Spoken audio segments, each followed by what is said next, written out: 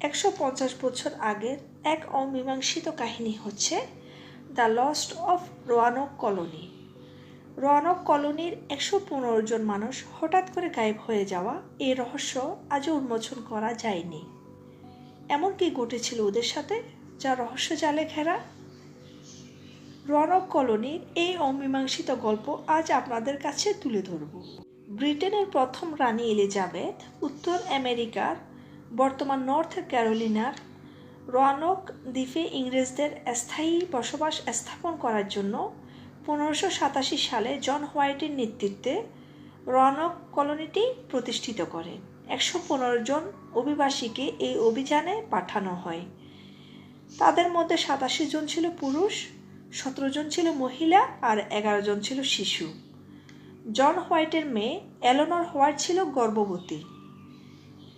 তিনি সেখানে থাকা অবস্থায় তার মেয়ে সন্তানের জন্ম হয়, যার নাম দেয়া হয়েছিল ভার্জিনিয়া ডেয়ার।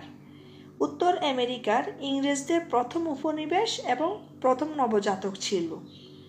জন হোয়াইট 115 জনকে নিয়ে যখন বসতি স্থাপন শুরু করেন, তখন প্রয়োজনীয় কিছু খাদ্য সামগ্রী এবং জনবলের জন্য অনুরোধ করতে ইংল্যান্ডের উদ্দেশ্যে রওনা হন।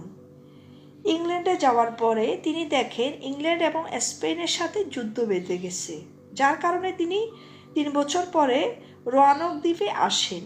রোয়ানক দ্বীপে আসার পরে তিনি দেখেন তাদের কলোনিটি জনশূন্য, চারদিকটা করছে হাহাকার। না আছে তার সন্তান, না আছে তার স্ত্রী, না আছে নাতি নাতি, না আছে অন্যান্য উপনিবেশরা। তাহলে তারা কোথায় গিয়েছে এটা আজও জানা যায়নি। কিন্তু কলোনির ভিতরে একটি গাছ ছিল, ওইখানে খোদাইকৃত একটি শব্দ ছিল, যে শব্দটি ছিল ক্রোয়াটোয়ান।